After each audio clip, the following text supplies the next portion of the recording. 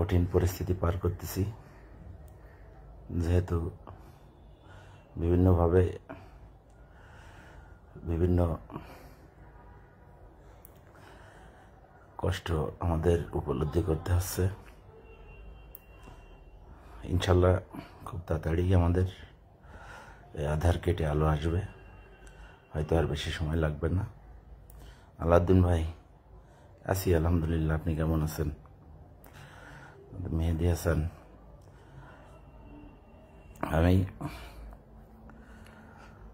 এতটুকু বিশ্বাস করি,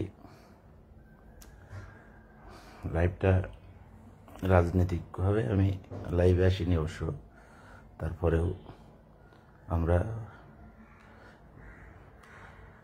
মুক্তিযোদ্ধার সপক্ষে শক্তি বিজয় দিবস 16 ডিসেম্বর গতকাল আমাদের পার হলো।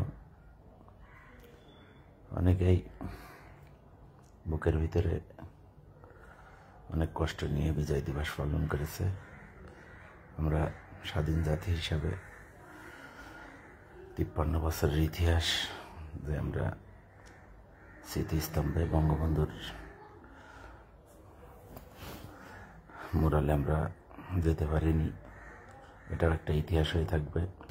15 আগস্ট আমাদের জাতির পিতা বঙ্গবন্ধু শেখ মুজিবুর রহমানকে সপরিবারে হত্যার পরেও মহান জাতির জন্য আল্লাহর অশেষ রহমতে আমাদের প্রিয় নেত্রী জননেত্রী শেখ হাসিনা এবং প্রিয় অপারে শেখ রেহানা বেঁচে গিয়েছিলেন।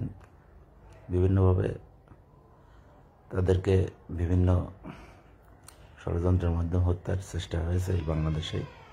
আল্লাহর অশেষ রহমতে শেষ গত 5 আগস্টে সেটাও মহান আল্লাহ হেফাজত করেছে।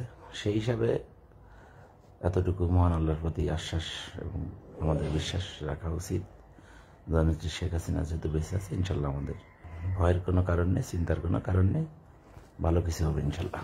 সময়ে একটা কঠিন বিপদ গত 2 দিন আগে, গতকালকের আগের রাত্রে পার করেছি। অনেকদিন অনেকের সাথে কথা হয় না, দেখা হয় না, নিজেই শারীরিকভাবে অসুস্থ হয়ে যাচ্ছে, এরকম একটা অবস্থা।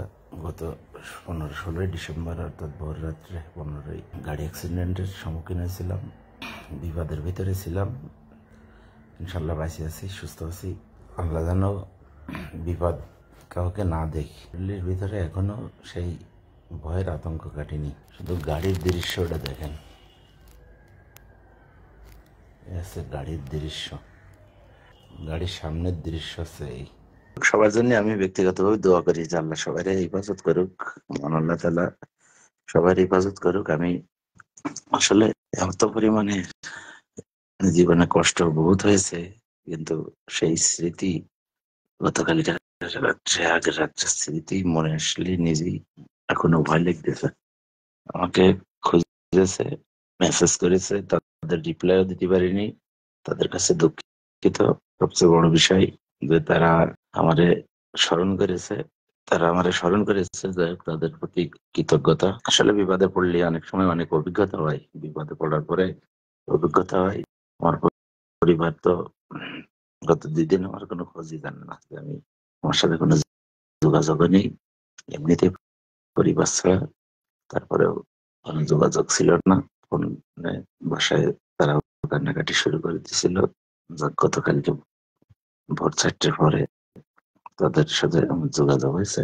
দলমত নির্বিশেষে একই জায়গায় জন্মস্থান, কে আমাকে কি ভাবলো, কে মনে করলো, এটা আমি কিছু মনে করি না। আমি আমার গ্রামের, আমার এলাকার, আমার প্রত্যেকটা মানুষের আমি ভালোবাসি।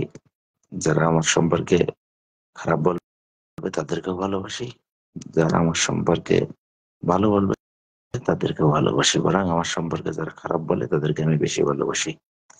শহীদুল, ভালো থেকো ভাই, নিজের প্রতি খেয়াল রেখো সবসময়।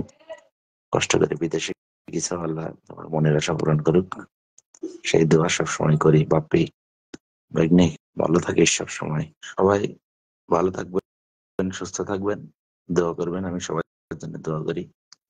আল্লাহ হাফেজ, সবাই ভালো থাকেন।